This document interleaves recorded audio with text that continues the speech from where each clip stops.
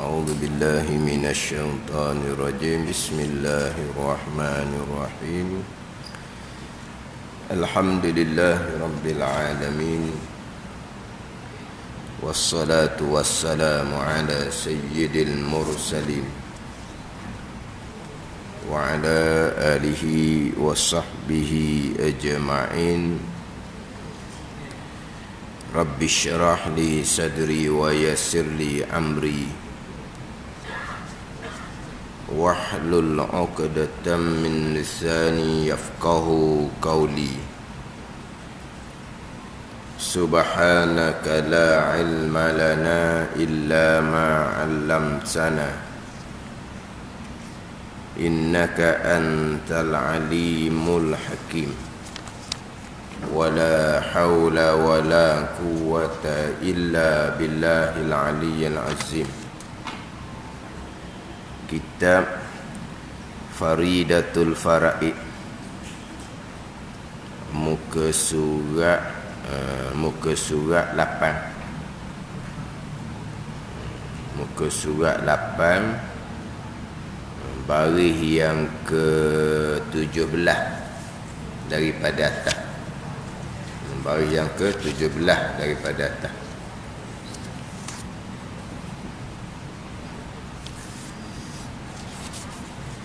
Qala al-muallif rahimahullahu ta'ala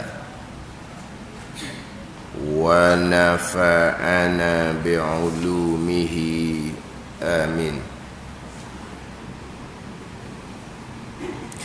Tetapi wajib atas kita, atas mukallaf, beradab serta Allah Subhanahu wa ta'ala. Beradab ni dengan bahawa tiada kita bangsakan, tiada kita sandarkan, tiada kita letakkan segala kejahatan dan kekejian itu kepadanya, kepada Allah Ta'ala, melainkan pada maqam mengajar. Tetapi wajib atas kita beradab serta Allah. Mana adabnya? Dengan bahawa tiada kita bangsakan, tiada kita sandarkan, tiada kita letakkan segala kejahatan dan kekejian itu kepadanya, kepada Allah Ta'ala, melainkan pada maqam mengajar. Ini sambungan ketentuan Allah Subhanahu wa Ta'ala kepada perkara yang mumkinun, perkara yang harus berlaku, perkara yang harus tidak berlaku. Kemudian melengkapi mumkinun ni adalah perkara baik dan juga perkara jahat. Jadi iradah Allah, ketentuan Allah merangkumi perkara baik, iman dan ta'ah, dan juga merangkumi perkara jahat, kufur dan maksiat. Ini hak rukun iman yang keenam, khairihi wa syarihi. Nabi SAW bersabda, wa tu'mina bil qadari khairihi wa syarihi. Dan engkau beriman dengan ketentuan Allah dan perbuatan Allah, khairihi baik ketentuan dan perbuatan Allah, wa syarihi jahat pun ketentuan dan perbuatan Allah. Dalam hadis riwayat Muslim pula, wa tu'mina bil qadari kulli, dan engkau beriman dengan sekalian, engkau beriman dengan ketentuan dan perbuatan Allah, kullihi sekaliannya. Itu ditakkidkan dengan kullihi. Hak hadis hak saya baca mula-mula tu dibadalkan, wa tu'mina bil qadari, dan engkau beriman dengan engkau beriman dengan ketentuan daripada Allah dan perbuatan pun daripada Allah. Mana semua yang berlaku ni daripada Allah Subhanahu wa ta'ala. Cukup dah. Tapi Nabi tambah pula khairihi wa syarihi. Itu dipanggil badal, ataf bayan. Kenapa didatangkan khairihi wa syarihi? nak mentaudihkan lagi, nak menjelaskan lagi, nak menjelaskan lagi bahawa yang berlaku ni ketentuan dan perbuatan Allah, diperjelaskan lagi yang berlaku ni hak baik, ketentuan dan perbuatan Allah, hak jahat, ketentuan dan perbuatan Allah. Kalau sebut wa tu'mina bil qadar, okey dah. Dan engkau beriman dengan qadar, ketentuan daripada Allah, perbuatan daripada Allah, cukuplah. Yang berlaku ni semua daripada Allah Subhanahu wa ta'ala. Tapi diperjelaskan, Nabi perjelaskan lagi. Hak yang berlaku ni daripada Allah, daripada ketentuan Allah, daripada perbuatan Allah, Nabi perjelaskan lagi. Khairihi, perkara baik, iman dan ta'ah, ketentuan dan perbuatan Allah, jelas pula diperjelaskan lagi. Wasyarihi, dan perkara jahat, kufur dan maksiat pun datang daripada Allah. Maknanya jelas sangat-sangat dah hak sabdaan Nabi sallallahu alaihi wasallam. Tak padam dengan hak Nabi sabda, ulama pula hura pula dalam kitab-kitab, wi terang lagi, wi terang, wi nyata lagi. Sudah ni ialah kadang-kadang dengan ayat Al-Quran, dengan hadis Nabi itu, bagi orang-orang yang dalam ilmu dia, betul-betul lah mereka memahami. Bagi orang tak dalam ilmu dia, hak tak memahami juga hak yang disabdakan oleh Nabi sallallahu alaihi wasallam. Jadi ulama huruf panjang dalam kitab-kitab tauhid berkaitan dengan perkara-perkara yang jahat, ketentuan dan perbuatan Allah dihuraikan lagi. Tapi dalam hadis tu cukup dah. Tapi dengan hadis yang terang nyata pun tak padam juga ni. Kita orang kemudian, walaupun di kalangan orang yang aliran agama sekalipun, Nabi menjelaskan lagi khairi wa syarhi wa tu'mina bil qadari, dan engkau beriman dengan ketentuan Allah Subhanahu wa ta'ala yang bersifat dengan iradah, dan perbuatan Allah yang bersifat dengan kudrah. Mana ketentuan Allah dan perbuatan Allah yang berlaku semua ni lah. Tapi Nabi tak berhenti setakat tu. Nabi taudihkan lagi, Nabi perjelaskan lagi khairihi wa syarrihi wa murrihi wa hulwihi dalam hadis lain pula. Satu hadisnya ditakkidkan dengan kullih. Ditakkid dengan kullih. Engkau beriman dengan ketentuan daripada Allah dan kesemua perbuatan Allah Subhanahu wa ta'ala, cukup dah. Tapi Nabi perjelaskan lagi hak baik, ketentuan dan perbuatan Allah, perkara jahat, ketentuan dan perbuatan Allah. Setengah riwayat pula Nabi tambah pula hak manis, ketentuan dan perbuatan Allah, hak pahit, ketentuan dan perbuatan Allah. Hak manis, hak pahit ni faham lah ni, bukan manis gula, bukan pahit apa ni, bukan ni. Hak manis ni hak benda-benda nikmat. Hak pahit ni ujian-ujian daripada Allah, sakit contohnya.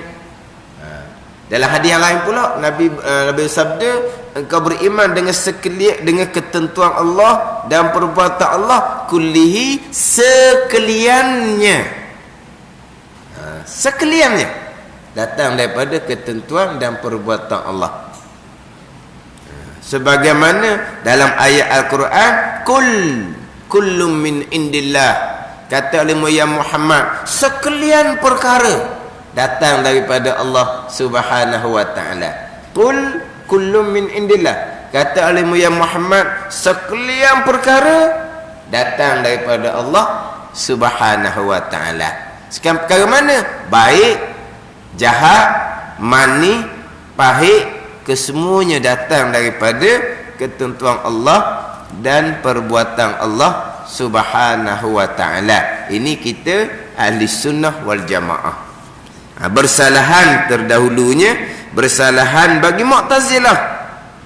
Mu'tazilah ni golongan-golongan yang i'tizal, golongan-golongan yang tergelincir daripada jalanan ahli sunnah wal jamaah. Mana Mu'tazilah ni? Yang berkata mereka itu berkata ni berpeganglah. Tapi apa yang mereka pegang, mereka bawa, bukan kata mereka beritahu pegangan mereka seumpama tu, bahkan mereka seru kepada pegangan seumpama mereka. Mana hak mereka berkata, hak mereka berpegang ni bahawa iradah Allah itu tiada ta'alluq dengan yang jahat dan yang keji. Ha ni iradah Allah, kehendak Allah tidak berkait dengan perkara yang jahat, perkara yang keji. Iradah Allah tidak bertakluk dengan segala yang jahat dan yang keji. Allah yang bersifat dengan iradah tidak menentukan perkara yang jahat. Iradah Allah tidak menentukan perkara yang keji. Perkara jahat, perkara keji, Allah hanya mengetahui. Seseorang akan memilih untuk melakukan perkara jahat, seseorang memilih untuk melakukan perkara yang keji. Tapi iradah Allah tidak bertakluk dengan perkara yang jahat. Ini Mu'tazilah. Mereka bukan kata mereka berpegang, maka inilah ajaran mereka yang mereka bawa seumpama ni. Iradah Allah tidak bertakluk kepada perkara yang jahat dan perkara yang keji. Perkara jahat dan keji Allah hanya mengetahui. Tetapi di sini Mu'tazilah menafikan iradah pada perkara jahat. Mu'tazilah menafikan iradah pada perkara jahat, tetapi Mu'tazilah tidak menafikan kudrah pada perkara jahat. Sekarang iradah qadar, kudrah qada. Jalanan Imam Maturidi kan kita bawa di sini. Jadi Mu'tazilahnya iradah sahaja yang tidak bertakluk dengan perkara jahat.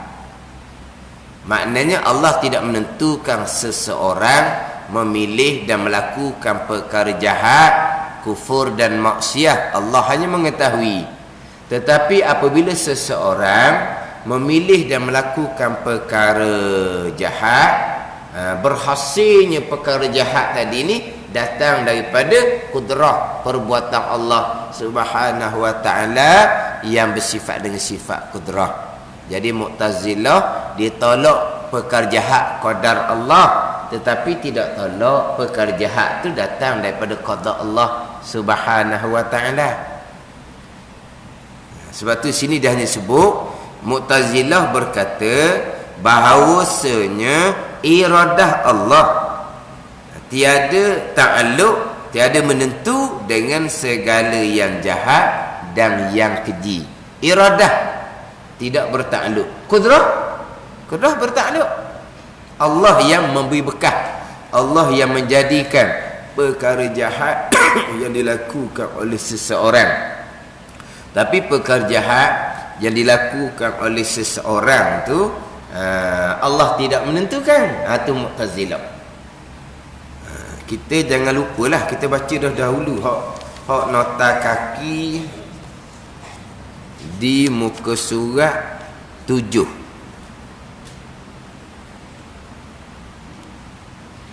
Di muka surat 7 nota kaki hak nombor 1 tu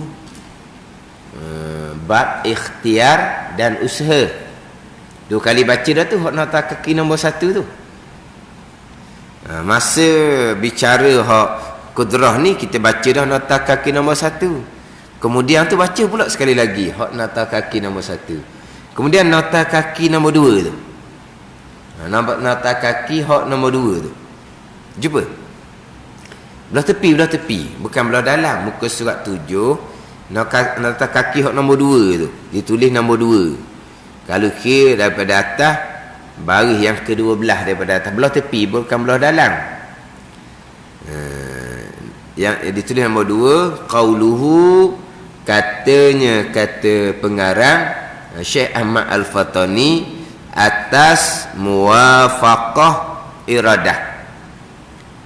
Allah Subhanahu wa taala yang bersifat dengan kudrah mengadakan dan meniadakan. Yang wi bekah, yang wi jadi adalah perbuatan Allah yang bersifat dengan kudrah. Kemudian Tuhan buat ni muwafaqah.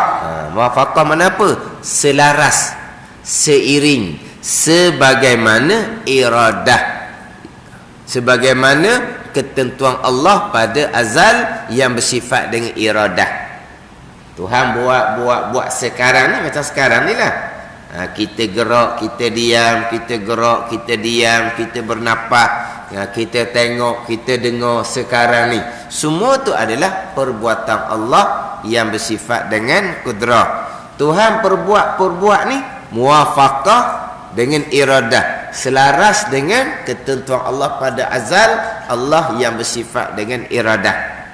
Apa maksud muwafaqah iradah? Artinya bahawa Allah Ta'ala tiada mengada dan tiada mengada dengan kudrahnya.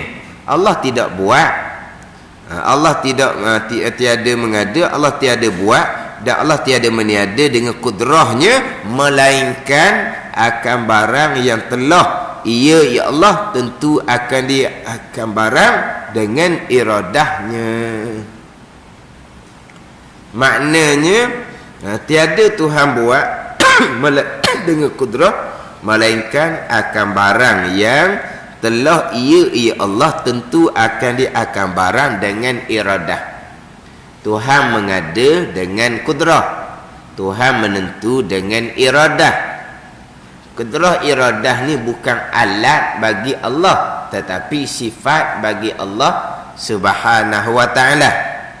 Jadi sekarang ni Allah mengada dengan kudrah, Allah menentu dengan iradah. Ni hak hakiki dia. Tapi kalau hak kita pendek cakap, kudrah yang mengadakan, iradah yang menentukan. Tu dipanggil tu pendek tu. Itu bukan hakiki tu. Itu hanya majaz sahaja, majazi, letak sahaja. Kudrah yang buat. Kemudian iradah yang menentukan segala perkara tu. Itu hanya letak pada sifat, tapi bukan kudrah yang mengadakan. Allah yang bersifat dengan kudrah yang mengadakan. Allah yang mengadakan. Allah yang mengadakan, Allah yang menentukan, Allah yang mengetahui, Allah yang mendengar, Allah yang melihat. Allah mana tu? Ada sifat dia. Tapi kalau kita pendek kok, kudrah mengadakan, iradah menentukan, ilmu mengetahui, sama mendengar, basar melihat, bukan. Itu sifat. Ada ni. Yang mengada, yang menentu Allah, yang mengetahui Allah. Bahkan kalau berpegang dengan diri kudrah itulah yang mengada, bukan Allah, kufur pegangan tu. Tapi memanglah kita berpegang Allah yang mengadakan, Allah yang menentukan, Allah yang mengetahui. Allah mengada dengan kudrah, Allah menentu dengan iradah, Allah mengetahui dengan ilmu, Allah mendengar dengan sama, Allah melihat dengan basar. Itu sifat tu bukan alat bagi Allah Subhanahu wa ta'ala. Jadi tiada mengada dan tiada menentu dengan kudrahnya, melainkan akan barang yang telah ia ya Allah tentu akan dengan iradahnya. Tuhan tak buat, melainkan hak ketentuan Allah tu lah, hak iradah tu. Kalau Allah tidak menentukan, Allah tak buat lah. Allah kuasa kedak, Allah kuasa serba-serbi perkara yang harus ni. Tapi hak Allah buatnya akan barang yang ia tentukan pada azal. Kekuasaan Allah, Allah boleh buat belaka kekuasaan dia. Kita sekarang ni, Allah nak mematikan kita, Allah kuasa nak mematikan kita. Tapi bilakah Allah mematikan kita? Sebagaimana yang Allah Ta'ala tentukan pada azal. Saat tu Allah pun mematikan kita. Sebelum saat tu Allah kuasa nak mematikan kita. Ada ni. Tapi Allah mematikan? Tidak. Sebab apa? Sebab Allah mengadakan, Allah melakukan muwafaqah dengan ketentuan Allah pada azal yang bersifat dengan iradah. Kekuasaan Allah berlaku perkara yang harus. Sebab kita ni mati bila-bila masa perkara harus. Mati bila-bila masa perkara harus. Ada ni? Harus pada akal. Kalau sebut kata seseorang mati, mati tak logik dia mati, dia muda lagi. Ada kata gitu? Tu kan Kalau sebut kata seseorang mati, mustahil akal dia mati dah. Sebab apa mustahil akal dia mati dah? Dah dia muda lagi. Muda lagi. Budak beramal dah mati. Kenapa? Akal boleh terima. Mati bila-bila masa tu harus pada akal. Jadi Allah boleh nak mematikan bila-bila masa. Kekuasaan Allah Subhanahu wa taala. Tapi Allah mematikan sungguh muwafaqah dengan iradah. Allah menentukan saat itulah Allah mematikan. Tidak cepat sesaat dan tidak lewat sesaat. Kalau Allah menentukan pada azal lain, sampai masa Allah melakukannya lain, punahlah sifat iradah ilmu Allah Subhanahu wa taala. Kalau macam kita lah, kita menetapkan, contohlah pada pukul sekian-sekian, tak sampai lagi masa, siapa dah dia tunggu. Siapa dah masa, tak sampai lagi dia ni. Orang tunggu lelah lah. Orang ni orang nak pegang buku ni, menyusahkan orang ni. Janji pada masa tu, pakat dah, dia tetap dah masa tu. Dia mari awak buat apa? Kita tak siap lagi. Tak apa masa lagi kan? Ataupun kita siap comel-comel dah. Lelah tunggu, tak sampai-sampai.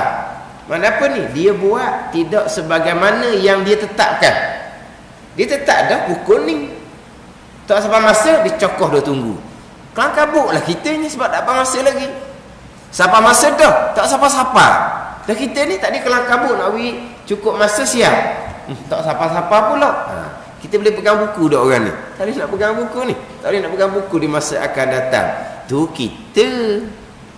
Hak lemah dah pasti dia hak lemah ni. Jadi kalaulah Tuhan melakukan satu perkara tidak muwafaqah dengan iradah, mustahil sama sekali. Sebab apa? Di mana letak iradah Allah dan di mana kau letak sifat ilmu Allah Subhanahu wa taala. Jadi tiada Allah melakukan melainkan akan barang yang telah akan barang dengan iradah telah ditentukan daripada azal. Kita tengok sini. Bersalahan bagi Mu'tazilah. Yang berkata mereka itu Mu'tazilah. Kita ahli sunnah, Tuhan mengadakan muwafaqah dengan ketentuan iradah semua perkara baik ataupun jahat. Mu'tazilah ni lain. Bersalahan bagi Mu'tazilah yang berkata mereka itu Mu'tazilah dengan bahawasanya Allah Ta'ala menjadi ia Allah akan segala kejahatan dan yang keji, padahal tiada menghendaki ia ya Allah akan dia. Jadi kudrahnya buat perkara jahat ke keji, tetapi tiada menghendaki. Ni kata Mu'tazilah menyatakan bahawa Allah Subhanahu wa taala, bahawa iradah Allah tiada ta'alluq dengan segala yang jahat dan yang keji. Iradah tiada ta'alluq, tiada menentu dengan yang jahat yang keji. Iradah. Tapi kudrah Allah mengadakan perkara yang jahat dengan yang keji. Sebab tu di nota kaki muskat 7 ni, bersalahan bagi Mu'tazilah yang berkata mereka itu Mu'tazilah dengan bahawasanya bahwasanya Allah Ta'ala menjadi ia. Ni kudrah. Menjadi ia Allah yang bersifat dengan kudrah akan segala kejahatan dan yang keji. Perkara jahat yang berlaku tu Allah yang menjadikan, Allah yang mengadakan, Allah yang berkah. Padahal tiada menghendaki ia Allah akan segala kejahatan yang keji. Allah tidak menghendaki, iradah tidak menghendaki perkara jahat dan perkara keji. Tetapi Allah yang berkah. Di situ. Faham tak? Maknanya Mu'tazilah ni menafikan qadar pada perkara jahat, tidak menafikan qada pada perkara jahat. Mana qadar? Ketentuan lah. Allah tidak menentukan perkara jahat, tapi qada, melakukan perkara jahat, menjadikan perkara jahat Allah Ta'ala. Bahawasanya Allah Ta'ala menjadi ia Allah akan segala kejahatan dan yang keji. Maknanya Allah yang menjadikan, Allah yang mengadakan, Allah yang berkah. Sama dengan ahli sunnah ni. Sini samalah. Hak terpesongnya padahal tiada menghendaki. Tak ada iradat sini. Tiada menghendaki ia Allah akan segala kejahatan dan yang keji. Jadi maknanya perkara jahat, perkara keji Allah tidak menghendaki, Allah tidak menentukan. Iradat Allah tidak bertakluk, tetapi Allah yang menjadikan, Allah yang mengadakan, Allah yang berkah akan perkara jahat tersebut. Ini Mu'tazilah. Maknanya Mu'tazilah ni terpesong pada qadar, tidak terpesong pada qada akan perkara yang jahat. Kalau menafikan kedua-dua, perkara jahat tidak datang daripada ketentuan Allah, kemudian perkara jahat yang berhasil pun bukan Allah yang beri berkah. Tu dua kali Mu'tazilah di situ. Bukan satu pegangan terpesong, tu dua pegangan terpesong. Dua Mu'tazilah di situ. Hak ni hak biasa jumpa. Golongan Mu'tazilah, hak saya biasa jumpanya bukan hanya menafikan qadar Allah pada perkara jahat, bahkan menafikan qada Allah pada perkara jahat. Allah tidak menentukan seseorang memilih dan melakukan perkara jahat, seseorang memilih dan melakukan jahat sendiri-sendiri. Allah tidak menentukan. Bila seseorang melakukan perkara jahat, berhasilnya pekerjaan jahat itu bukan Allah yang menghasilkan, bukan Allah yang buat. Seseorang tu yang memberi berkah dengan kudrah, dengan tenaga yang Tuhan letak pada seseorang. Itu qadariyah pula tu situ. Itu kata dua pegangan Mu'tazilah di sini, bukan satu. Hak Mu'tazilah kita bicara ni, dia hanya menafikan qadar perkara jahat daripada Allah, tetapi tidak menafikan qada perbuatan Allah yang menghasilkan pekerjaan jahat tu. Tiba-tiba hak saya berjumpanya dia menafikan kedua-dua. Mana menafikan qadar dan qada Allah pada perkara jahat. Qadar dinafikan, qada pun dinafikan juga. Ni dua pegangan yang terpesong. Bukan satu pegangan terpesong. Satu pegangan terpesong Mu'tazilah ni cukup dah. Fasik lagi mubtadi'. Fasik ni pegangan yang dosa besar. Mubtadi' ni pegangan yang bid'ah, yang diada-adakan, yang tidak ada pada masa Nabi sallallahu alaihi wasallam. Kemudian bid'ah di sini bid'ah i'tiqadiyah, bid'ah pegangan ni sesat. Satu pandangan mengatakan Mu'tazilah yang menafikan iradah Allah pada perkara jahat kafir. Itu satu pandangan. Tapi itu pandangan daif lah. Pandangan muktamad masih lagi tidak mengkafirkan Mu'tazilah yang menafikan ketentuan jahat, yang menafikan iradah Allah pada perkara jahat. Tetapi dosa besar dan pegangan yang bid'ah, pegangan sesat, yang mana amal ibadah sama sekali tidak akan diterima oleh Allah Subhanahu wa ta'ala.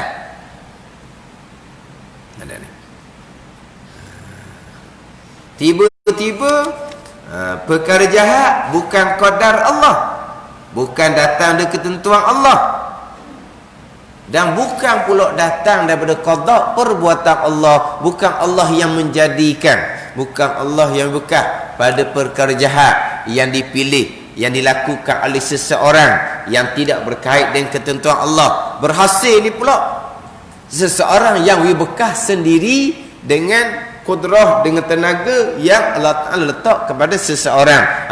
Itu Mu'tazilah lain pula. Itu Mu'tazilah Qadariyah. Faham tak ni? Ni yang saya biasa jumpa. Bukan hanya menafikan qadar pada perkara jahat, menafikan qadar dan qada pada perkara jahat. Allah tidak menentukan dan Allah tidak menjadikan akan perkara yang jahat. Ni dalam kitab kita ni Mu'tazilah. Mu'tazilah ni menjadikan ia akan segala kejahatan dan yang keji. Allah yang menjadikan, Allah yang bekas. Padahal tiada menghendaki ia Allah akan perkara jahat dan perkara keji. Allah tidak menghendaki, tak ada iradah di situ. Macam sini lah. Bersalahan bagi Mu'tazilah yang berkata mereka itu, yang beriktikad mereka itu bahawasanya iradah Allah, iaitu iradah Allah tiada ta'alluq, tiada menentu dengan segala yang jahat dan yang keji. Iradah saja, bukan kudrah. Seseorang yang memilih untuk untuk melakukan perkara jahat, kufur dan maksiat, kemudian apabila seseorang melakukan perkara jahat, Allah yang menjadikan, Allah yang bekas akan perkara jahat yang dilakukan oleh seseorang. Kemudian Mu'tazilah yang menafikan perkara jahat datang daripada qadar ketentuan Allah Subhanahu wa ta'ala ni, kalau kita balik kepada dia punya hujah-hujah akli dia, hujah-hujah akal dia, memang makanlah, kita kata logik. Pada ni sebab itulah macam sebut minggu lepas, Mu'tazilah ni lipatan sejarah. Yang asalnya Mu'tazilah ni ada dia punya ulama mereka dan kitab mereka. Kemudian pahaman ni lama-lama jadi pupuh, tidak berkembang. Sebab pada masa Mu'tazilah timbul ni, ulama ahli sunnahnya kuat. Jadi bila ulama ahli sunnah kuat, maka fahaman-fahaman yang terpesun ni akhirnya akan jadi terhapus. Tapi terhapus pun bukan terhapus sekalian. Kok mana pun bekasan dia ada. Macam sebut minggu lepas lah, ajaran sesat, walaupun kita tengok dalam surat khabar, ajaran sesat ni sudah dapat dibenteras oleh pihak berkuasa agama. Ditulis kita dalam surat khabar. Tapi sebenarnya hak Zuhir tu je, ketua-ketua sudah ditangkap, ketua-ketua hak mengasaskan ajaran sesat ni sudah mati. Maka tak ada apa dia ada, bekas-bekasan itu ada. Bila pihak berkuasa sudah tidak pantau, dia pun akan berkembang semula selo dia pun tukar nama lain pula. Gitulah. Mana ni? Tapi Mu'tazilah hak asal, hak ada guru, hak ada kitab ni, mereka ada hujah-hujah mereka sendiri dengan dalil ayat Al-Quran yang tidak menepati kehendak ayat. Dan hak kuat lagi Mu'tazilah ni, dia pakai akal, tahsinul akli, logik akal. Jadi Mu'tazilah ni dia pakai ayat Al-Quran, tetapi didahulukan akal. Akal tu yang akan menghuraikan ayat Al-Quran. Ada ni. Mereka tak tolak ayat Quran, tapi ayat Quran mereka hurai mengikut kehendak akal, logik akal mereka. Lepas tu sekarang ni orang panggil Mu'tazilah moden. Mu'tazilah moden macam mana? Golongan-golongan yang nak menghuraikan Al-Quran mengikut logik akal. Huraian tafsir Al-Quran dalam kitab-kitab ulama ni dikata hak ni sudah tak relevan sekarang. Kita kena mentafsirkan balik ayat-ayat Al-Quran. Nak apa? Sebab nak pakai logik akal. Siapa yang nak mentafsirkan ayat Al-Quran ni? Orang yang bahasa Arab pun tak reti. Tapi pandai kau orang putih lah, hak akal yang cerdik. Mereka pun tafsir Al-Quran mengikut logik akal. Ini dia panggil Mu'tazilah moden. Sebab Mu'tazilah hak asalnya mereka tidak menafikan ayat Al-Quran, tetapi mereka menghuraikan ayat Quran sebagaimana hak logik akal mereka. Kemudian apabila kita tak belajar hak akidah yang sebenar, walaupun kita duduk ngapal rukun iman, baik jahat daripada Allah, duduk ngapal daripada budak tu, tapi oleh kerana kita tidak belajar ilmu akidah dalam kitab ni contohnya, akhirnya kita pun pakai logik akal juga. Kita ambil daripada guru yang mengajar? Tidak. Kita ambil daripada buku kitab ke tu? Tak ada. Kita pakai kau akal. Mana kau akal? Takkan perkara jahat Allah menentukan juga, kan Allah marah? Itulah akal Mu'tazilah. Tapi Mu'tazilah sebenarnya hujah akal dia ada dalam kitab. Ada ni dalam kitab mereka, tapi hak saya sebut ni dalam kitab Ahlussunnah wal Jamaah lah. Dalam kitab Ahlussunnah wal Jamaah didatangkan hujah akal Mu'tazilah. Kenapa Mu'tazilah menafikan qadar ketentuan Allah pada perkara jahat? Hujah akalnya begian. Hak dalam kitab-kitab Ahlussunnah wal Jamaah lah. Tetapi hak saya jumpa hak mereka-mereka yang berpegang perkara jahat bukan datang dari iradah Allah, qadar Allah, mereka tak pernah jumpa pun orang mengajar seumpama tu. Mereka tak pernah jumpa pun buku Mu'tazilah. Dan kenapa mereka berpegang perkara jahat Allah tidak menentukan? Mereka pakai akal sendiri, yang mana hujah akal tu sama dah, spesial dengan hujah akal Mu'tazilah zaman dulu. Hujah akal Mu'tazilah zaman dulunya, kalaulah Allah yang menghendaki, kalau Allah yang menentukan perkara jahat seseorang tu, seseorang melakukan perkara jahat, kufur dan maksiat, datang daripada ketentuan Allah Subhanahu wa taala. Kalau datang dari ketentuan Allah, Allah menentukan pasti akan berlaku. Masya Allahu kan, wa man lam yasha lam yakun. Perkara yang dikehendaki oleh Allah pasti akan berlaku. Perkara yang tidak dikehendaki oleh Allah pasti tidak akan berlaku.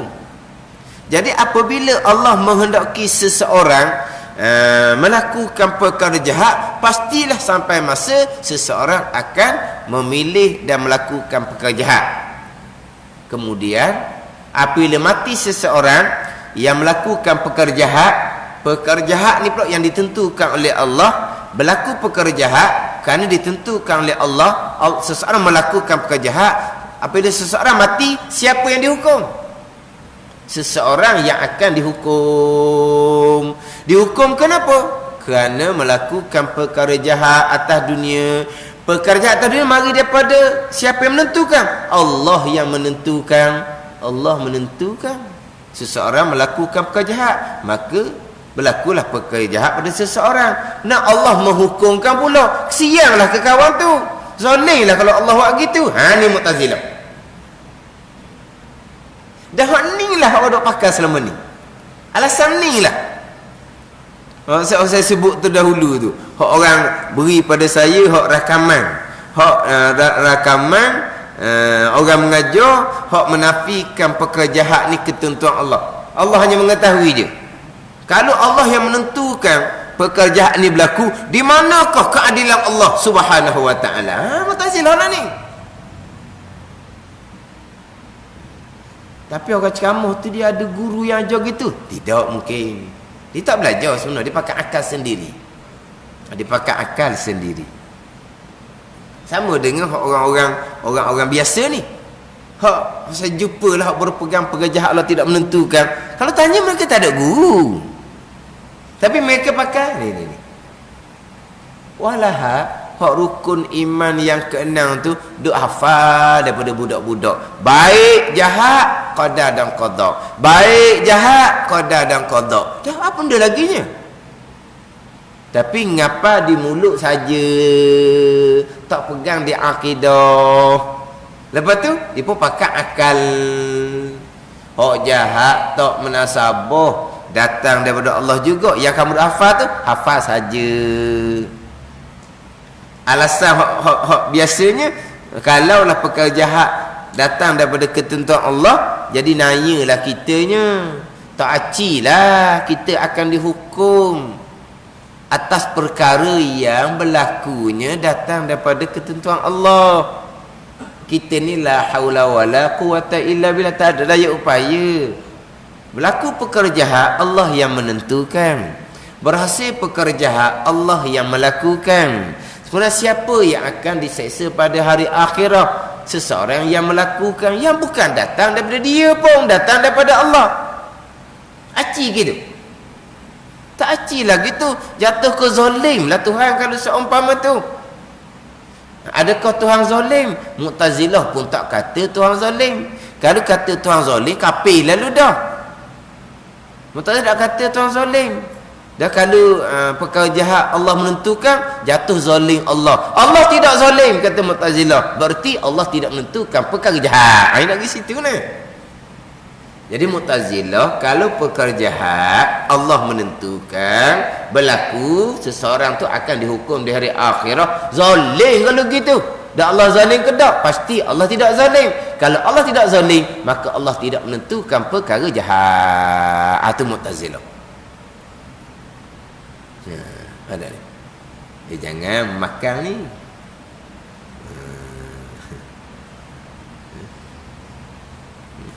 Macam sebut rakaman tu lah.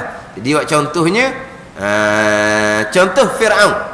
Dia kata, kalaulah sebelum Fir'aun dilahirkan Allah telah menentukan Fir'aun tu kafir, jadi seolahnya Allah tu sengaja nak capak Fir'aun ke dalam neraka. Oh, gitu pula dia kata. Jadi berarti mana keadilan Allah Ta'ala? Ini akidah Jabariyah, dia kata. Oh, kata dalam rakaman. Jadi sekarang ni, kalaulah sebelum dilahirkan lagi Fir'aun ni Allah telah menentukan Fir'aun kafir, makna Allah akan masukkan Fir'aun kekal dalam neraka. Jadi di mana keadilan Allah Subhanahu wa Ta'ala? Sedap dia ceramah. Oh tu jelas-jelas sangat akalan Mu'tazilah. Tapi orang-orang ni di kalangan orang-orang yang nak membenteras fahaman-fahaman yang terpesong. Jadilah, ada fahaman-fahaman yang terpesong, hak golongan-golongan hakikat yang terpesong tu lah. Jadi mereka nak membenteraskan fahaman-fahaman hakikat yang terpesong. Tiba-tiba yang nak berterah fahaman hakikat yang terpesong ni, dia pun terpesong juga.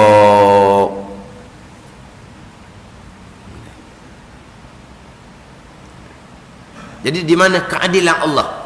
Kalaulah kafirnya Fir'aun ni ketentuan Allah, jadi Allah Ta'ala ni sengaja nak bubuh Fir'aun kekal neraka. Jadi adil ke Allah Ta'ala seumpama tu? Gimana? Ni bukan hak kena rakaman ni. Hak sebelum ni beralasan seperti alasan Mu'tazilah ni ramai sangat dah dengarnya. Jatuh zalim ya Tuhan kalau gitu kau. Sebab itulah kita ahli sunnah, bila kita sebut dimasukkan ke dalam syurga dengan kurniaan Allah, dimasukkan ke dalam neraka dengan keadilan Allah. Sebab apa? Sebab kedua-dua tu nak canggah Mu'tazilah. Mu'tazilah masuk syurga, wajib bagi Allah memasukkan dalam syurga. Kita ahli sunnah tak? Dengan fadli kurnia Allah. Kemudian dimasukkan dalam neraka kerana kejahatan yang Allah menentukan sendiri dengan keadilan Allah. Sebab Mu'tazilah kata, pahaman ahli sunnah yang berpegang perkara jahat datang dari Allah, kemudian Allah buat neraka, zalim Allah, tak, dengan keadilan Allah. Mana ni? Sebab bagi Mu'tazilah, pegangan kita ni, Allah Ta'ala yang menentukan perkara jahat, Allah Ta'ala yang menentukan seseorang masuk neraka, tu jadi zalim, tak, dengan keadilan Allah. Adanya ke mana? Hak dia. Hak dia. Dia nak sebut zalim ni, kita kena faham pula. Zoling ni apa sebenarnya? Zoling apa? Zoling kita ni tipu orang tau. Zoling kan tipu orang tu. Kita anayai orang zoling. Zoling ni kita letak sesuatu bukan pada tempat. Zoling ada ni. Jadi kita buat nanya orang tu zoling lah. Sebab kita letak sesuatu bukan pada tempat. Panggil zoling lah. Jadi sekarang ni zoling dengan bahawa kita letak sesuatu bukan pada tempat. Zoling dengan makna kita retoh bukan milik kita tanpa keizinan tuan dia. Zoling lah. Kita ambil barang orang, kita tak minta izin dia, kita pun guna pakar. Zoling lah tu. Sebab kita retoh hak orang, kita ambil guna pakar hak orang tanpa keizinan tuan dia. Zoling lah. Dan sekarang ni kita nak balik kepada Allah Ta'ala. Allah retoh ni manusia ni, jin, malaikat, syaitan ni, hak milik siapa? Hak milik Allah. Dah hak milik Allah, timur zoling kau mana hak dia letak mana pun. Pergi kat tu. Di zoling letak satu bukan pada tempat. Zoling ni kita retoh hak orang tanpa keizinan. Sekarang ni Allah letak kena pada tempat dah tu. Dan Allah retoh ni hak dia. Apa timur zoling ni hak dia. Kau nak dia nak buat mana pun. Jadi nak kata zoling tak kena dengan takrifan zoling. Ini kita ahli sunnah. Dia jawapan ahli sunnah pun kadang-kadang kuat akalan Mu'tazilah lagi juga. Kalau jawab lebih kurang tu orang tak terima lagi. Cuma gitulah hak biasa sambiknya misal tutup guru. Dia misalnya barang kita, kau nak kita nak buat guna pun. Ada ni. Tanah kita, kau nak kita nak tanam apa pun. Tanah kita. Kita nak tanam pokok apa pun dah ada soal. Tak mau tanam apa pun tak apa. Naik lalang. Oh tak apa-apa. Tanah kita. Mana kita nak guna pun. Nak tanam pokok apa nak tanam? Tanam je lah. Tanam lada ke tanam apa pun tanam je. Siapa nak soal? Hak milik kita. Kita bukan kata hak orang. Tak mau tanam apa-apa nak biar semua gitu je. Hak kita. Ada ni. Kerana kita nak kata macam mana pun. Biasa tu buat misalnya, contoh tu gua kata, kita ada kasut mahal, kasut murah. Kasut mahal bagi kebun, kasut murah bagi bandar. Mana kita nak guna pun. Nah ni, nak soal apa kasut kita? Kita beli kasut duit kita, bukan pinjam duit siapa-siapa pun. Dolar takkan hak mahal bagi kebun. Hak mahal ni tapak dia kuat. Kalau kebun pijak duri-duri tak kena kakinya. Ada ni. Sebab apa? Sebab tapak dia keras molek. Pakai kasut. Dah kasut lain tu kasut kain gitu je. Jadi kalau pergi kebun kena duri-duri, boleh sakit lah. Jadi tak ada dah hak kasut hak kulit tebal moleknya. Kasut tu pakai gila mahal pun. Tapi apa pergi bandar pakai kasut buruk, kasut carik? Tak pergi bandar, kita nak berhenti semayang sampai masa. Kalau kasut baru-baru semayang pun tak kosyak, mikir kasut takut hilang.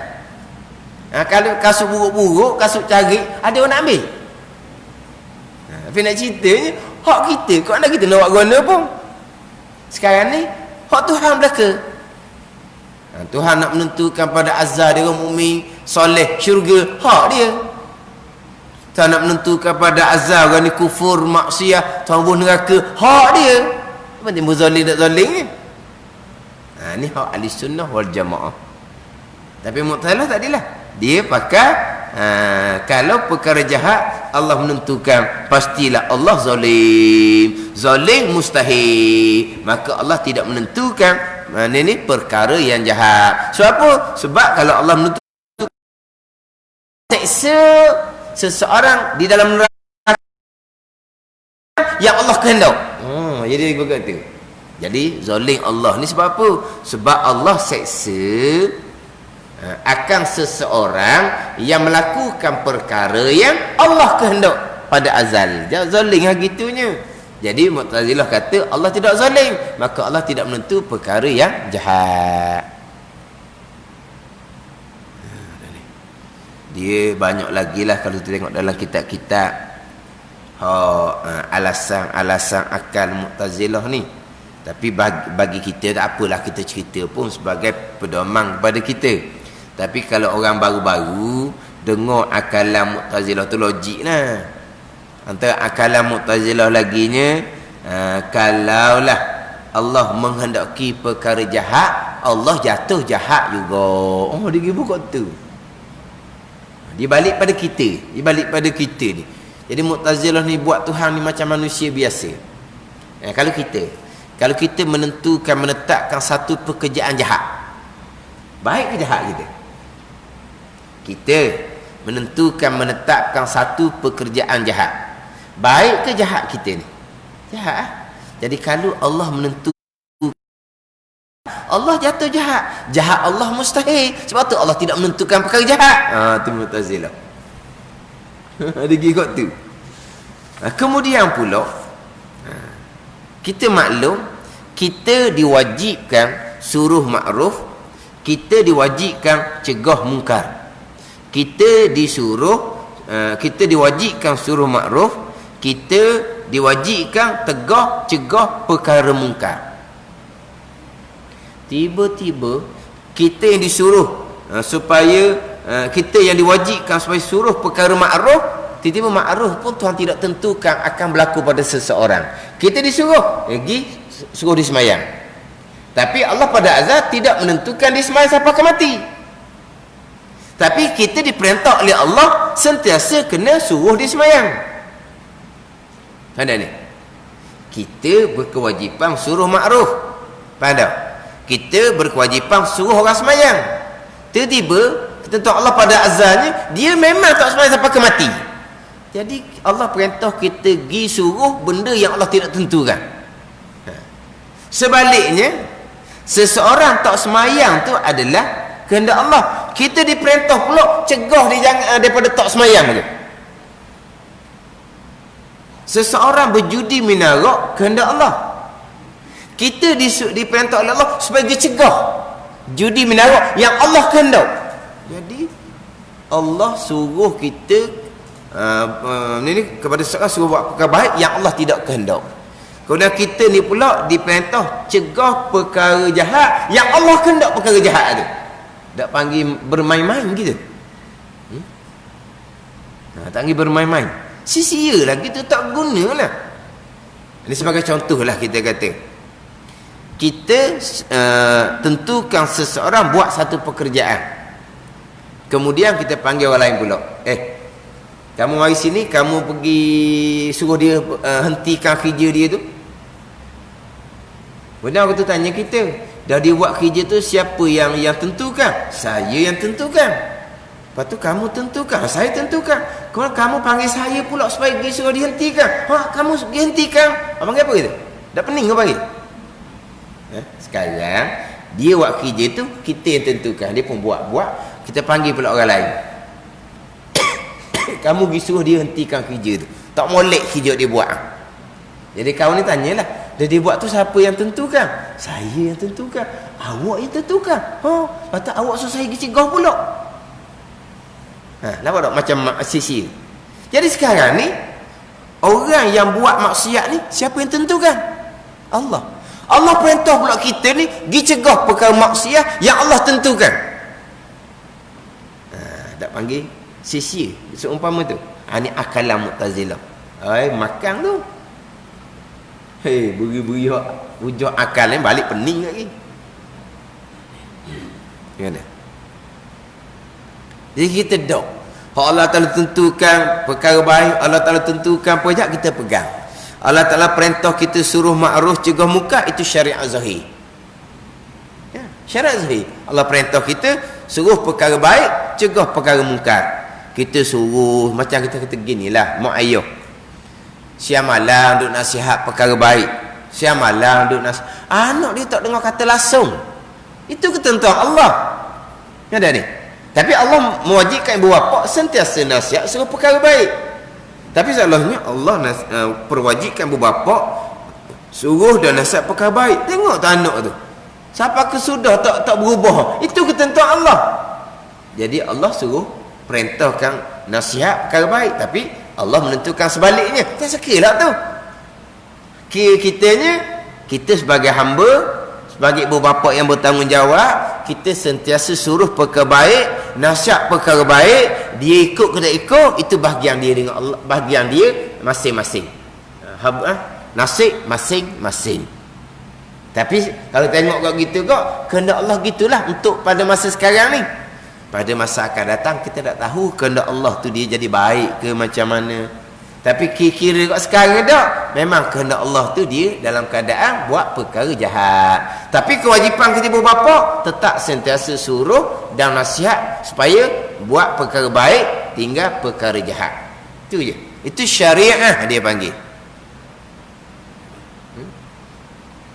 Sebagaimana Nabi SAW sampai ke mati Abu Talib tu, dekat-dekat nak mati pun Nabi duk dakwah lagi supaya mengucap 2 kalimah syahadah. Nabi duduk ajar nak mengucap ni. Orang kafir Quraisy duduk tu ke Abu Talib, jangan tinggal agama tok nenek, jangan tinggal agama tok nenek. Jadi duduk berlawang masa itu. Akhirnya Abu Talib tak ikut Nabi SAW. Tapi Nabi sebagai syariahnya dakwah supaya masuk Islam, mengucap 2 kalimah syahadah. Itu tugas Nabi SAW. Tapi hak ketentuan Allah pada azalnya, Abu Talib ni mati dalam keadaan kafir. Tapi syariat yang diperintah pada Nabinya, dakwah semua Abu Talib supaya Abu Talib masuk Islam. Itu kerja Nabi. Lepas tu Allah menentukan Abu Talib kafir sampai ke mati. Itu ketentuan Allah Subhanahu Wa Taala. Jadi seolah-olahnya Allah Taala perintah Nabi dakwah kepada Abu Talib supaya masuk Islam, yang Allah tidak kehendak Abu Talib Islam. Tu yang soalan tu. Ada ni. Dan kamu mana kafir Mekah yang Nabi duduk dakwah siang malam, matinya mati kafir. Jadi seolah-olah Nabi berdakwah supaya masuk Islam kepada orang yang Tuhan takdir pada azab tidak akan masuk Islam. Tu pegangan Allah menentukan dia itu mati kafir. Tapi syariatnya berdakwah, suruh kebaikan, cegah kemungkaran. Ada ni. Yang soalah hak masalah Allah Taala menentukan perkara jahat kepada seorang itu pegangan kita.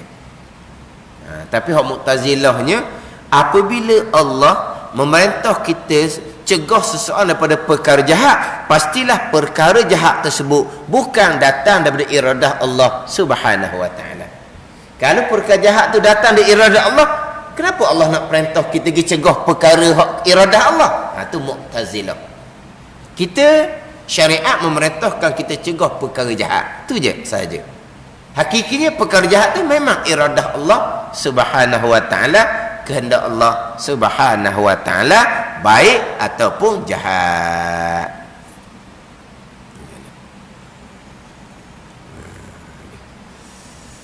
Jadi hak akalan Mu'tazilah tu kita nak ambil jugalah sebagai panduan kepada kita.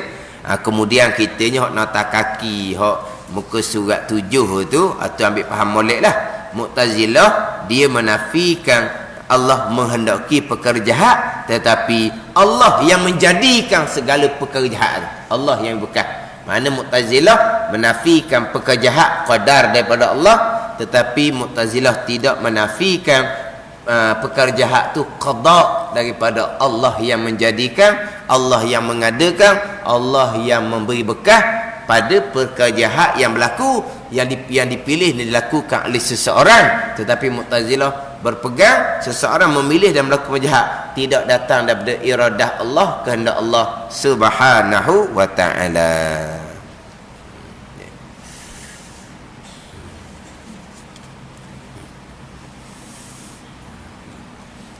Dia kita ni hak alasan hak terpesong kita nak ada jugalah.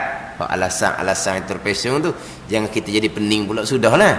Kita pun jadi pening dengan alasan-alasan Mu'tazilah, hak logik akal.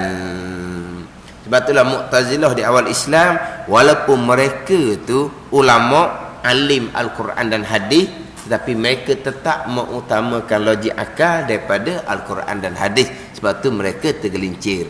Zaman kita sekarang ni, ilmu Quran, ilmu hadis tak pandai mana dah. Belajar kitab pun tidak juga. Akhirnya tak ada dah lah. panduan kitanya akal kita sendiri. Quran kita tak pandai. Kemudian kita tak belajar. Lepas tu mana panduan kitanya? Panduan akal lah. Perkara jahat mana mungkin Allah yang menentukan, sebab perkara jahat Allah marah. Takkan Allah menentukan perkara dia marah. Kalau Allah menentukan perkara jahat, kemudian kita kena hukum atas ketentuan Allah perkara jahat, jadi tak aci lah, naik lah kita seumpama tu. Ini semua akalan Mu'tazilah yang sesat, berpegang Allah tidak menentukan perkara jahat. Akidah tu khilaf ulama, satu pandangan mengatakan kafir pegangan tu, satu pandangan mengatakan fasik lagi mubtadi'. Cerita bab pegangan dulu tu barulah kita pergi kepada, tetapi wajib atas kita beradab serta Allah Subhanahu wa taala. Sebuah percakapan yang baik daripada Allah, yang tak baik datang daripada diri kita sendiri. Sebagaimana Allah Ta'ala berfirman, ma asabaka min sayyi'atin fa min nafsik wa ma asabaka min sayyi'atin ma asabaka min hasanatin fa min Allah wa ma asabaka min sayyi'atin fa min nafsik. Apa-apa kebaikan yang berlaku pada engkau ya Muhammad datang daripada Allah. Apa-apa keburukan yang berlaku pada engkau ya Muhammad datang diri engkau sendiri. Surah An-Nisa ayat yang ke-79. Surah An-Nisa ayat yang ke-78. Qul kullum min indillah, kata alimu ya Muhammad, sekalian perkara daripada Allah. Itu An-Nisa ayat yang 78, itu pegangan. An-Nisa ayat ke-79 pula, ma asabaka min hasanatin fa minallah wa ma asabaka min sayyi'atin fa min nafsik. Apa-apa kebaikan yang berlaku pada kau ya Muhammad datang daripada Allah. Apa-apa kejahatan yang berlaku pada kau ya Muhammad datang dari engkau sendiri. Itu adab kita dengan Allah. Yang baik daripada Allah, yang tak baik datang daripada diri kita sendiri. Wallahu a'lam.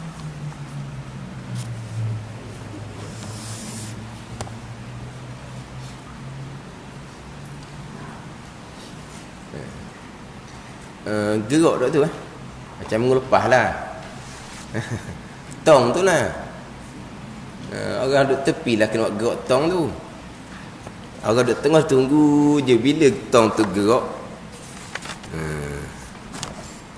Lalu orang duduk tepi duduk teringat ke tong tu, orang duduk tengah lah panggil segerak tong tu. Belah perempuan nampak dah tu dia punya hak sebut mengelepah tu lah.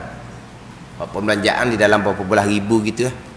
Dia jadi hak atak-atak belah perempuan ni dia akan alih letak belakang dengan letak sebelah ni, belah lelaki. Jadi belah perempuan tu dia akan pakai tu je. Tapi hak tu pun lambat tu. Surah kata minggu depan tak siap lagi tu sebab dia besar. Jadi belah perempuan ni hak besar. Hak ada belah perempuan sekarang ni dia akan alih letak belakang, alih letak sebelah lelaki. Alih letak belah lelaki. Jadi belah perempuan tu hak besar tu hak nampak ada duduk sandar-sandar tu kan. Tanya dah surah tu, kata dah minggu depan siap ke? Tak siap tu dia, banyak kerjaan tu. Mana dia? Tapi semua barang tu orang beri 6,000 je. Minggu depan. Dia say 6,000, saya ingat dia kata nak tulis. Dia sudah tidak tulis. Tak silap lah, benda tu harga puluh-puluh ribu dah silap. Tapi orang tu ambil lah 6,000 hanya sekadar-sekadar gitu je. Jadi capung dengan belanja upah nak pasang balik tu lah. Jadi belah depan dia akan jadi luas lah. Tapi kira depan ni atak dia dah tu lah. Atak depan tu dia akan pindah. Pindah ke sebelah belakang dengan sebelah alik lelaki.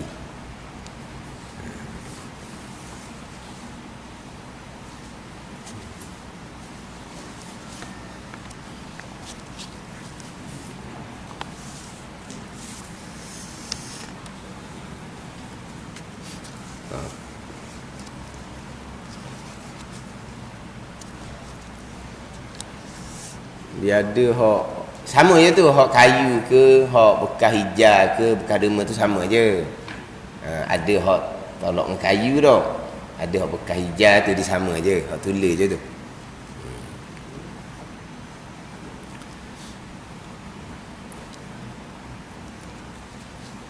Ni kitab Munyatul Musalli. kitab Munyatul Musalli muka surat 17. Muka surat 17 baris yang ke-7 daripada bawah.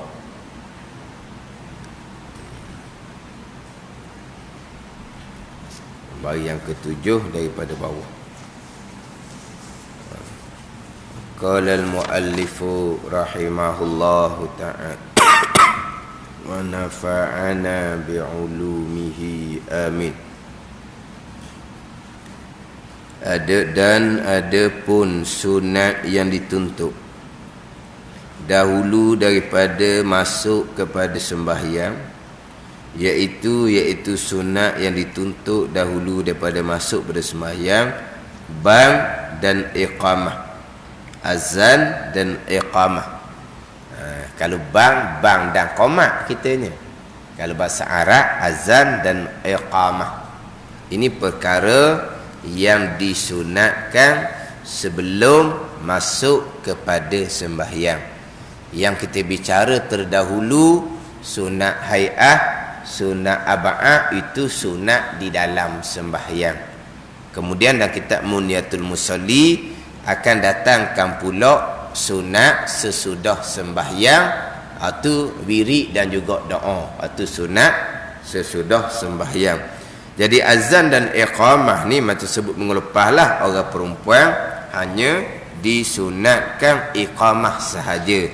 Orang perempuan yang sembahyang seorang diri disunatkan iqamah, ataupun orang perempuan yang berjamaah sesama perempuan. Orang perempuan berjamaah sesama perempuan sunat iqamah. Cuma orang perempuan yang berjamaah sesama perempuan ni iqamahnya hanya untuk didengari oleh oleh perempuan semata-mata. Takut perempuan ni terkadang dibuat program, kemudian disemayang sesama dia pun iqamah. Iqamah sesama dia sudahlah, tak payah iqamah kod spekar lah. Faham tak ni? Sebab terkadang perempuan yang berjemaah tadi, sebab dia ada program, terkadang program perempuan ni ada juga orang lelaki. Orang lelaki yang bertugas tu lah. Ada orang lelaki yang bertugas, yang duk jaga, duk apa, duk kawal, duk apa. Jadi orang perempuan ni iqamahnya setakat dengar ahli jemaah perempuan semata-mata. Orang lelaki pun sebenarnya iqamah orang lelaki pun sama juga, tidaklah disunatkan kuat sebagaimana azan. Azan disunatkan kuat untuk solat berjemaah. Kalau dulu-dulu orang azan ni naik atas tempat tinggi, atas menara. Ataupun kalau tak ada menara, bangnya di tepi pintu tingkap, supaya suara tu jadi keluar. Itu bang azan. Sekarang ni pakai speaker. Adapun iqamah hanya untuk orang yang sudah sedia untuk sembahyang. Batu iqamah tidak disunatkan kuat. Cuma orang sekarang dia iqamah pun kod speaker juga. Kenapa dia iqamah kod speaker? Dia punya kerananya ada tujuan, ada kerana. Tujuannya kalau orang dalam perjalanan tu disedar dah, oh qomat dah, cepat sikit. Gitu je lah. Ada ni. Dia hukum asal yang disunatkan kuat hanya azan, bukan iqamah. Tapi rolik masjid sekarang ni, dia iqamah pun kod speaker. Kalau iqamah tak speaker, orang ni kata apa? Allah semayang dah. Jadi dia jadi ingat ke orang tak qomat lagi. Sebab tu kalau iqamah kod speaker ni, jadi orang hok dalam perjalanan tu dia akan mempercepatkan sikit. Adalah tujuan dia tu, tapi asalnya memanglah iqamah tidak disunatkan kuat. Adapun dalam sembahyang pakai speaker juga tu apa kerana?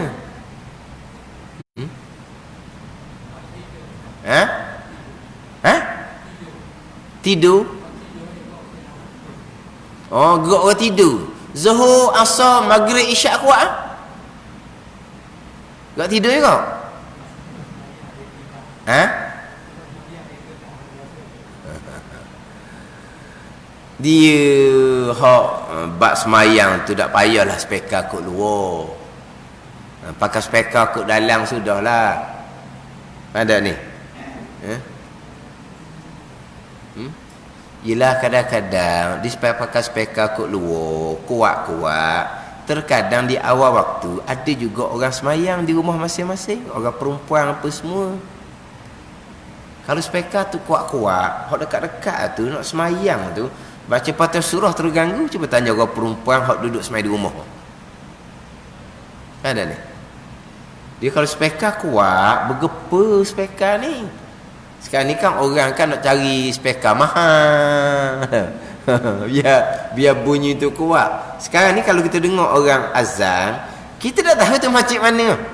Masjid dekat ke jauh tak tahu. Sebab apa? Ikut speka. Mana speka mahal, mana speka ubuh tempat tinggi, dia lagi kuat. Jadi kalau dia sembahyang baca Fatihah surah, pakai kod speka, orang berhampiran majlis surah, orang perempuan, orang uzur contohnya, dia sembahyang awal waktu juga. Dia bukan sama dengan orang sembahyang di majlis surau. Bila speka tu kuat, terganggu mereka.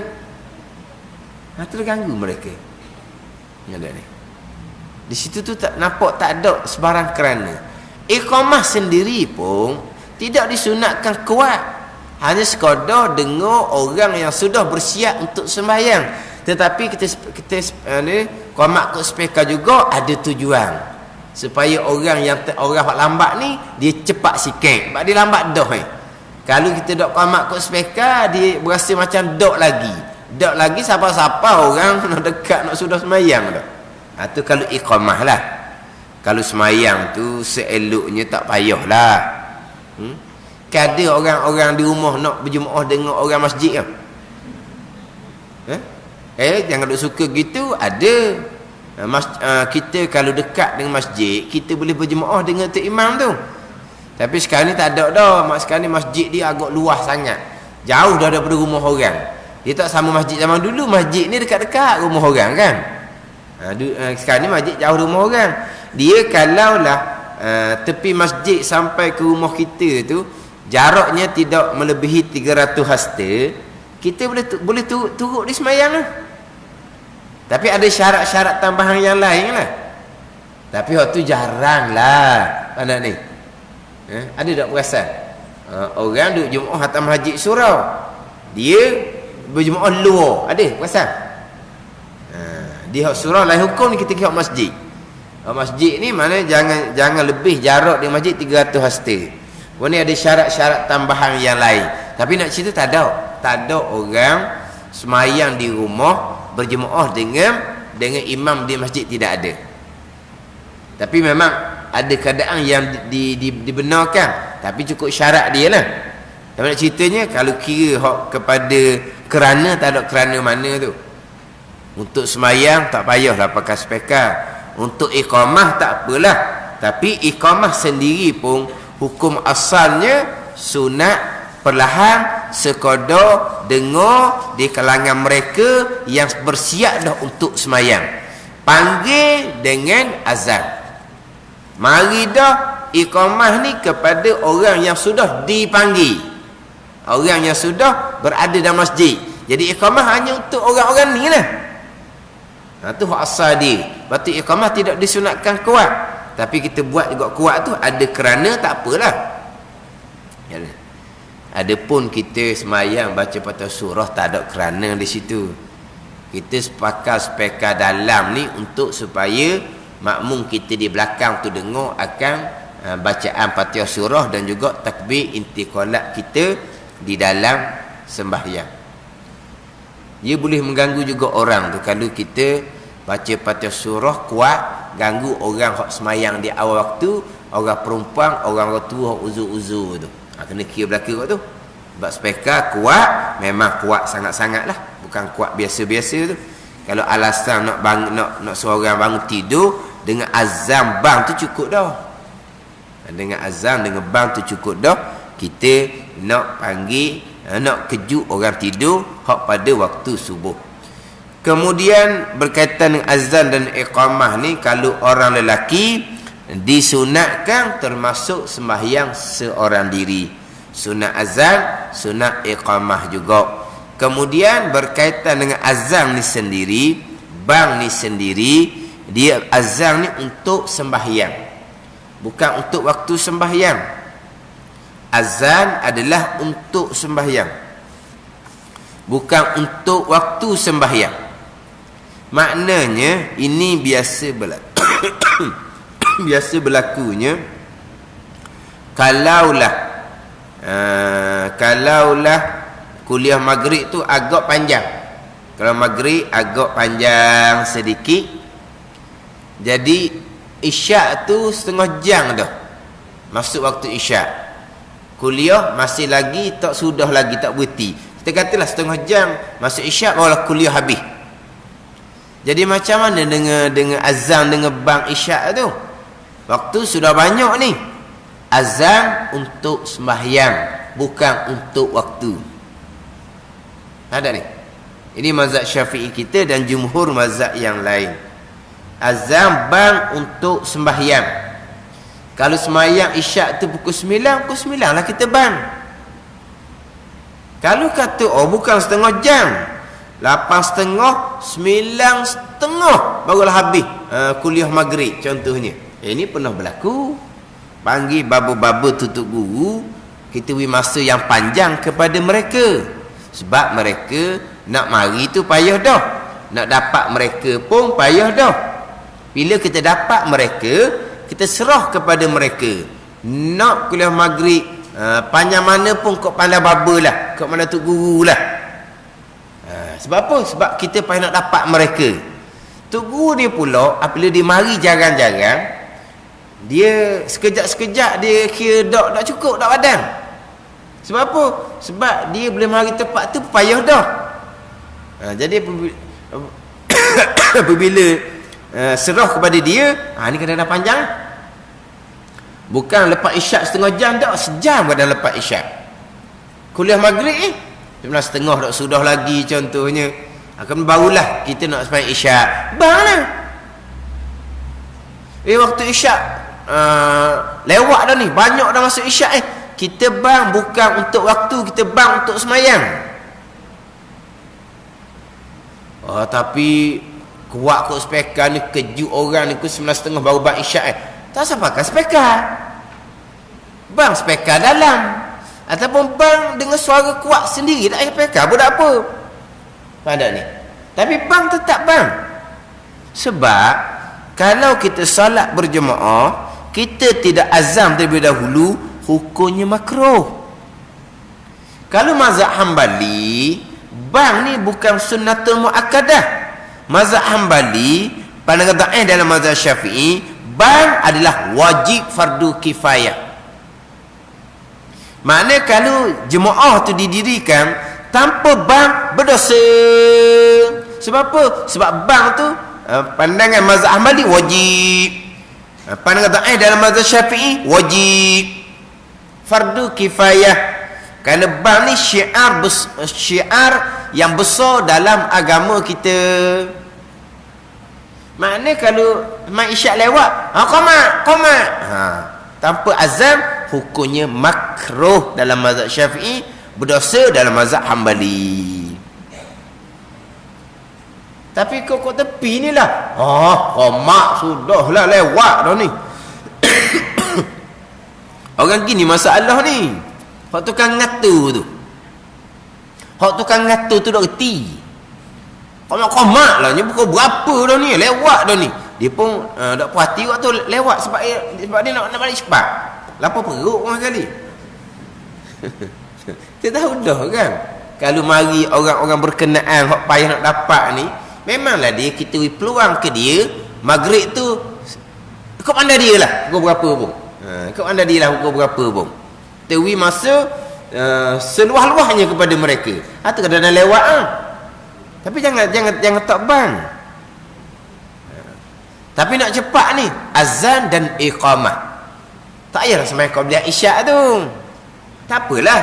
Sebab sembahyang qabliyah isyak Itu ini rawatib yang ghairu muakkad.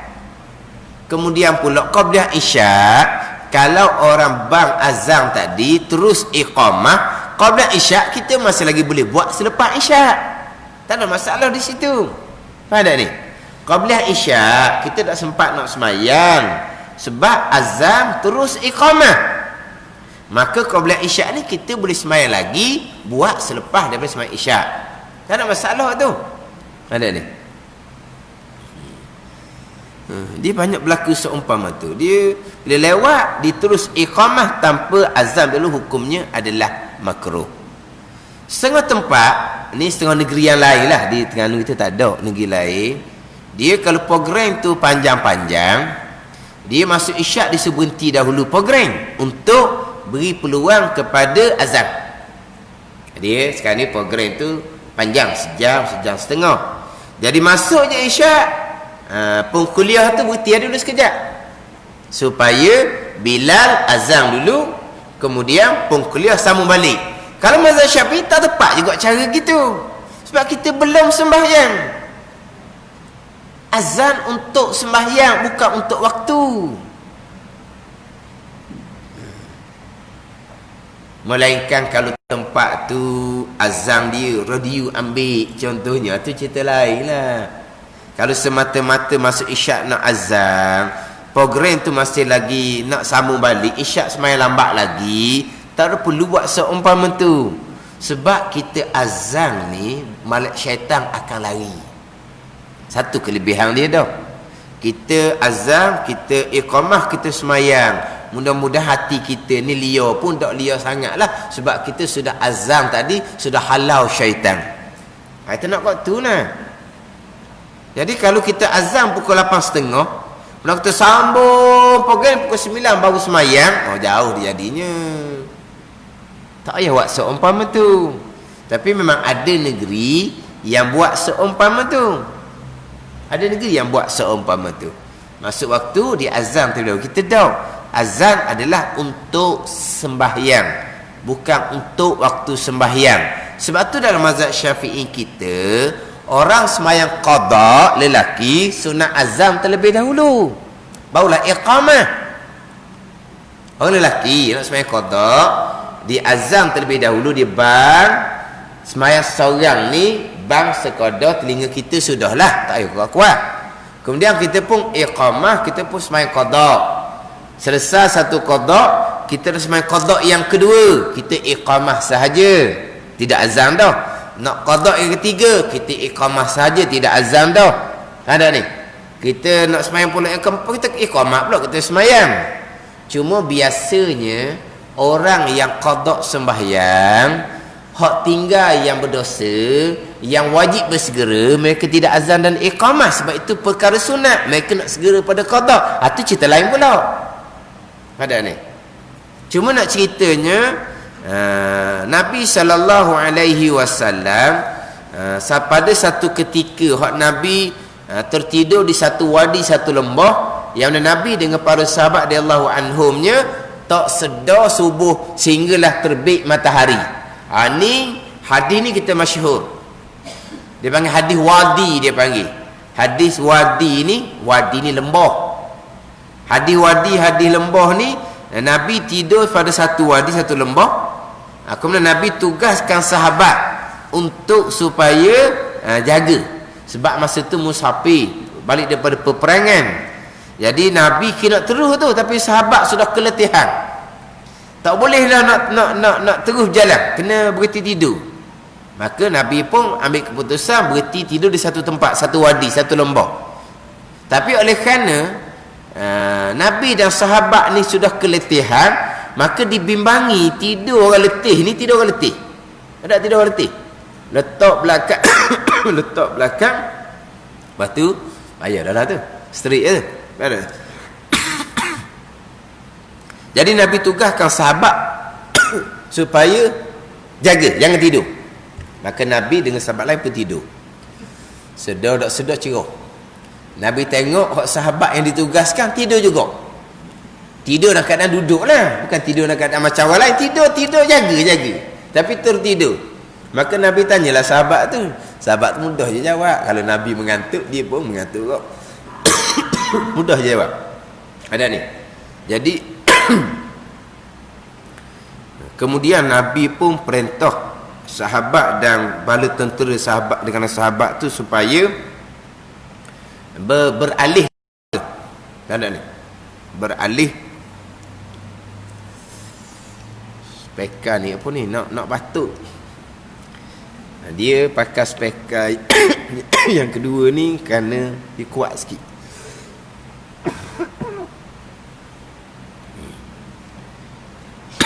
Yang ni kuat sikit, yang ni dia kata kurang lu. Jadi Nabi selepas dia sedar daripada tidur tu, Nabi pun perintah sekalian sahabat supaya berpindah dari tempat tu. Ada tempat tu tak molek dah tu. Sebab sampai ke Nabi dan para sahabat kesemuanya tertidur sampai ke tak sedar subuh. Nabi pun perintah sahabat berpindah pada tempat itu. Kemudian sampai di tempat yang lain, Nabi perintah Bilal azan. Nabi perintah Bilal azan. Kemudian diiqamahkan. Kemudian Nabi solat qada berjamaah. Ada ni. Nabi perintah Bilal azan. Kemudian iqamah, kemudian semayang subuh berjamaah. Jadi apa yang berlaku ni kepada Nabi dan para sahabat yang terlajak tidur sampai tidak sedar subuh ni, banyak dia punya hikmah-hikmah dia. Yang kita nak ambil di sininya, kalaulah azan dan iqamah, azan tu untuk sembahyang, untuk waktu sembahyang, waktu sudah habis. Sebab sudah terbit matahari. Kenapa Nabi masih lagi perintah Bilal azan? Ini dalil bahawa azan bukan untuk waktu tetapi untuk sembahyang. Ada ni. Kalau azan tu untuk waktu, Nabi tidak akan perintah Bilal azan. Waktu sudah habis. Tapi kenapa Nabi perintah Bilal azan? Sebab nak sembahyang. Jadi banglah untuk sembahyang. Dalil ni juga, hadis ni juga menjadi dalil orang nak sembahyang qada sunat bang dulu. Nabi nak qada subuh dengan sahabat ni, Nabi perintah Bilal bang azam terlebih dahulu. Ni dalil dia. Kemudian Nabi solat qada tu berjamaah. Maknanya apa? Solat qada boleh berjamaah, dituntut berjamaah sebab Nabi buat berjamaah. Kan? Jadi kita nak ambil situnya, hak Nabi buat tunjukkan bahawa bang adalah untuk sembahyang, bukan untuk waktu sembahyang. Jadi samalah, ini waktu habis dah ni, bang juga untuk sembahyang. Kalau setakat isyak pukul 9, Allah, bang lah. Pukul 9.30, bang lah. Tak mau pakai kod speaker, bang kod mulut biasa. Faham tak ni? Kemudian satu lagi hukum yang diambil daripada apa yang berlaku itu menunjukkan bahawa apabila kita tertinggal solat dengan tertidur tak salah, bersegera qada tidak wajib. Apa dalil kata bersegera qada tidak wajib? Sebab Nabi tidak segera qada di tempat hak Nabi tidur. Bahkan Nabi perintah sahabat supaya berpindah tempat dulu. Lambat juga nak berpindah tempat tu. Jadi makan masa, barulah qadanya kemudian. Jadi Nabi menangguh qada. Mana ni? Jadi Nabi menangguh qada tu menjadi dalil bahawa kalau tinggal solat yang tidak berdosa kerana tertidur, qada segera, sunat juga tak wajib. Sebab apa? Sebab Nabi tangguhkan qada, perintah sahabat supaya berpindah tempat, barulah Nabi perintah sahabat ni sembahyang qada berjamaah. Itu dalil bahawa tinggal solat dengan tertidur terlupa, bersegera qada, jatuh hukum sunat. Itu mazhab Syafi'i lah. Itu mazhab Syafi'i kita.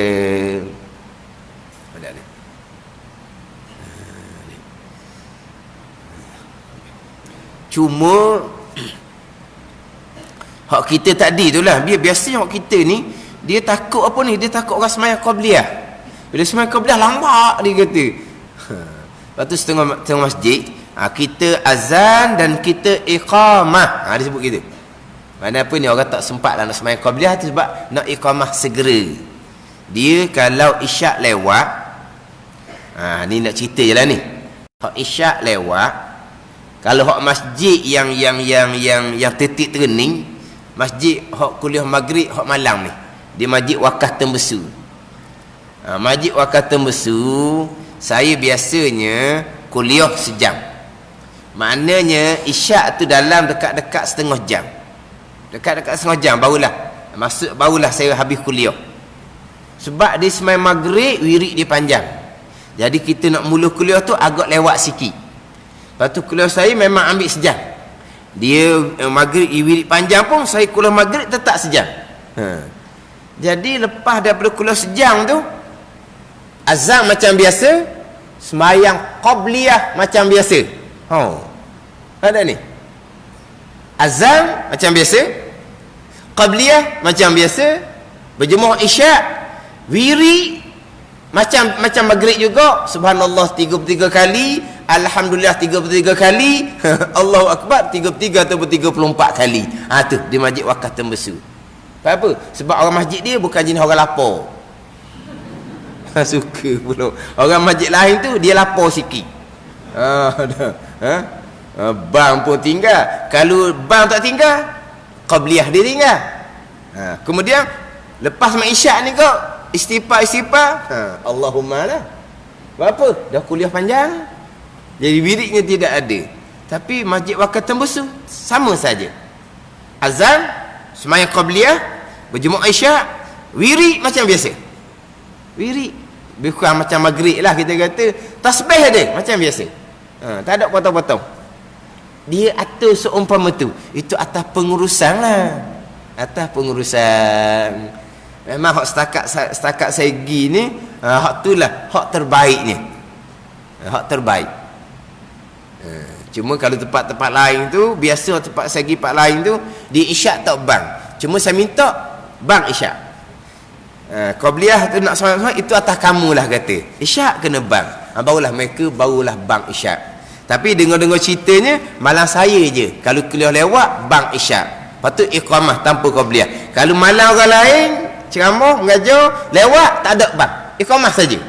Gitu. Tak tahulah. Tu saya tak sentuh lah.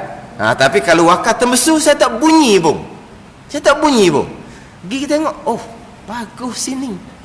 Nak tengok macam mana dia buat. Dia azan, dia semayang qabliyah, wiridnya lengkap juga wirid dia. Tu payah nak cari tu. Itu atas hak direba lah pengurusan dia macam mana. Jadi hak azan, tinggal azan, hukumnya adalah makruh. Azan bang dalam mazhab Syafi'i adalah untuk sembahyang, bukan untuk waktu sembahyang. Jadi insya-Allah mengharapkan kita sama lagi lah berkaitan dengan hukum hakam ketika kita azan dan iqamah. Wallahu a'lam. Bismillahirrahmanirrahim. Alhamdulillahirabbil alamin. Wassalatu wassalamu ala sayyidil mursalin wa ala alihi wa sahbihi ajma'in. Allahumma iftah alaina futuhal arifin. Allahumma allimna ilma aqdamin wa fahimna famas sabiqin warzuqna ruqat talibin. Allahumma zidna ilma wa alhiqna bis salihin. Wa sallallahu ala sayyidina Muhammadin wa ala alihi wa sahbihi wa sallam. Walhamdulillahi rabbil alamin.